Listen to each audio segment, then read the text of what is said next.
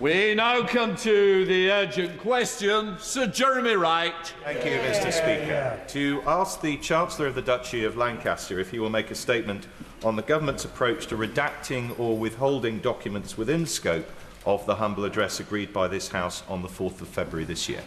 Secretary Jones. Thank you, Mr. Speaker. As I've set out to this House on previous occasions, the Government is working to comply with the motion passed in February. I can reassure the House that this remains the case and can provide the following update today. The Government confirmed before prorogation that it had referred over 300 documents to the Intelligence and Security Committee, which at the time represented all of the documents in scope of the motion, where the Government believed that publication would be prejudicial to UK national security or international relations. The Government has repeatedly assessed all of the documents it has collected to make sure that all of those that need to be referred to the ISC are referred to the committee. As part of this quality control process, the Government identified a small number of further documents that it felt should be reviewed by the ISC and immediately submitted these documents to the committee. As Friday's statement from the committee set out, it has now considered all of these documents. As I have previously said to the House, the Government will be publishing a second tranche of material. This is currently being finalised and will be one of the largest government publications ever laid in this House. This is reflective of the breadth of the motion and also the Government's commitment to transparency in responding to it. It constitutes a very significant disclosure exercise involving sensitive material from across government. The Government has taken seriously its obligations to comply with the humble address in full, while also upholding other public interest issues, such as our duty of care to junior staff. The Government has carried out this work according to a robust process with assurance from an independent KC.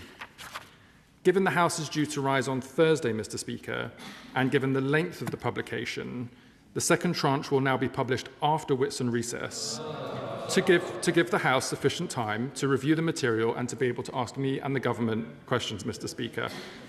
It could have been published this Thursday, Mr. Speaker, but I felt that the House would deem that to be inappropriate, given it will be such a significant publication. Mr. Speaker, I just refer back to my previous comments. This will be the largest publication, other than I think the Chilcot Inquiry report, ever published to the House. When the Government publishes this second tranche of documents, we will also publish a methodology confirming the process we have followed, and it will be clear from the published information the basis on which content has been redacted.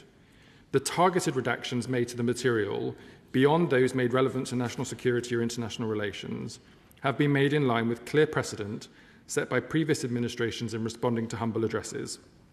As I said out to the House on the 23rd of February, and again when we published the first tranche of material on the 11th of March, we have taken the normal approach to redacting junior officials' names, contact details like telephone numbers and email addresses, the personal data of third parties where this is not in scope of the motion and where relevant, legal professional privilege.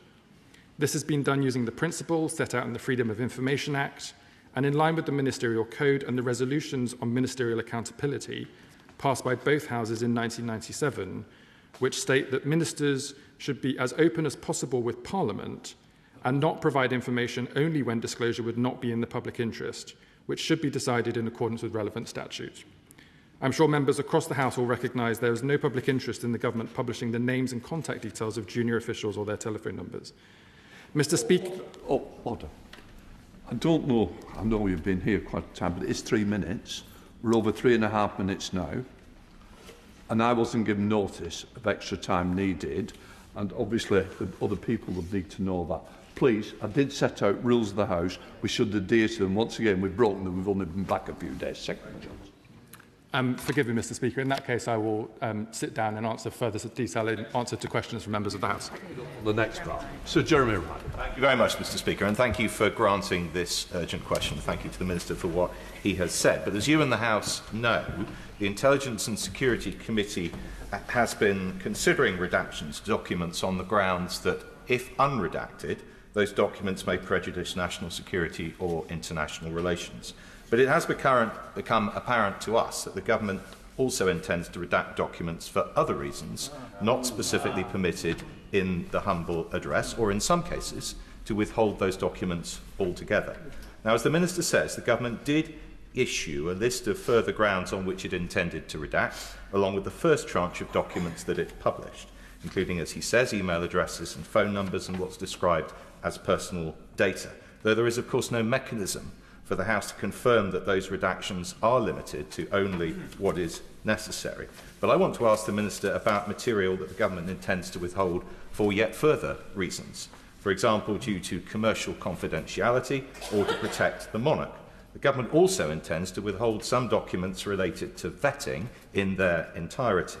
Now, Mr. Speaker, I make it clear that my committee has considerable sympathy with the substantive arguments the Government may make for withholding information beyond that currently justified in the humble address. There are, for example, valid concerns about the disclosure of information given in a vetting process, inhibiting future subjects of vetting or those who are asked about them from being as open and forthcoming as they need to be for vetting to be effective. But we cannot accept that the Government is entitled to ignore or to unilaterally alter the terms of the humble address. So does the Minister accept that if the Government wants to argue that the humble address is too broad as drafted and needs to be refined, it must come to this House and make that argument and get the House's consent for any alteration?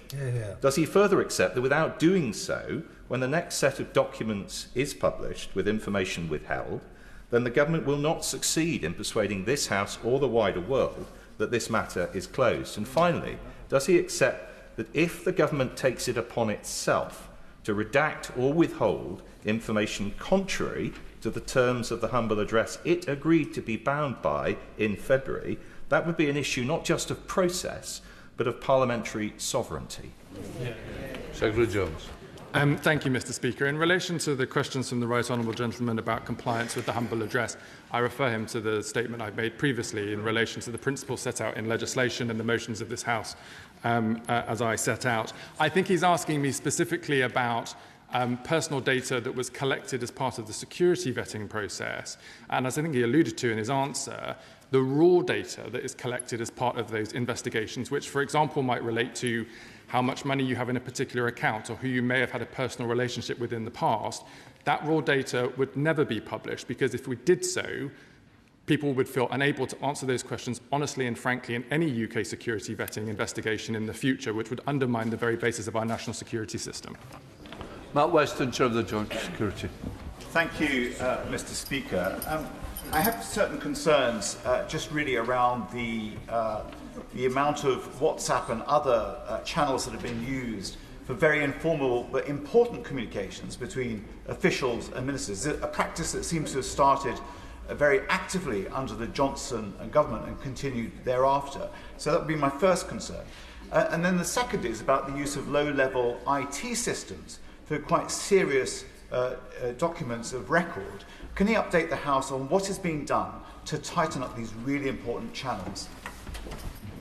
Secretary Jones. Can I thank my honourable friend? I agree with his concerns and similar concerns that have been raised by the Intelligence and Security Committee, both on the extensive use of what we call non-corporate communications channels, but also in respect to information that should have been on a higher level of classification that was shared at official sensitive. I've already announced to the House there's going to be a review that will begin imminently on the use of non-corporate communications channels, and I'll be taking further action to make sure that sensitive information is shared at the appropriate classification.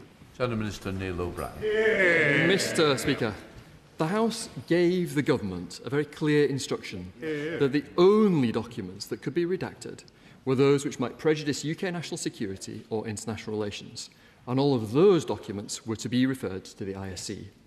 So for my incredibly respected and right honourable friend to say that the Government has applied redactions to the documents sent to the ISC beyond the scope agreed by the House and has also withheld documents entirely from the ISC is an extremely serious matter that completely undermines what this House agreed. There may be legitimate reasons the Government doesn't want to place certain things in the public domain. But if the humble address motion doesn't allow for redaction on those grounds, the Government can't just unilaterally decide to ignore the will of this House.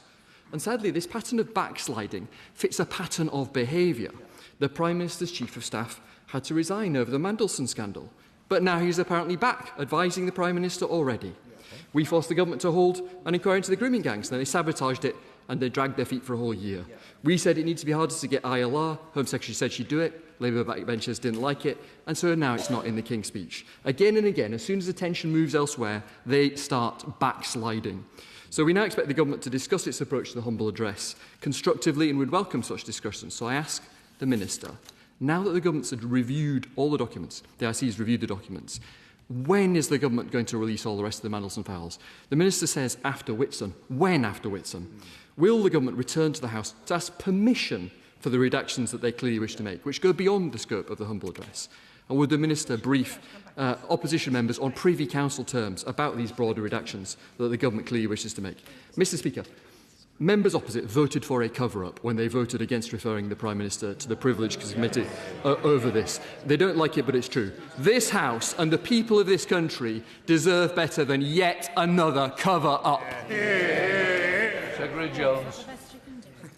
Mr Speaker, I take these matters very seriously, as I'm sure members across the House would recognise. I will not, though, for one instance, countenance the idea that there is, as loud as you may want to shout it, a cover-up. If there was any suggestion of a cover-up, Mr Speaker, I would not be standing at this dispatch box to defend the process. I would resign. That has not been the case, and I suggest to the honourable gentleman that he might want to focus on the substance of the matter at hand.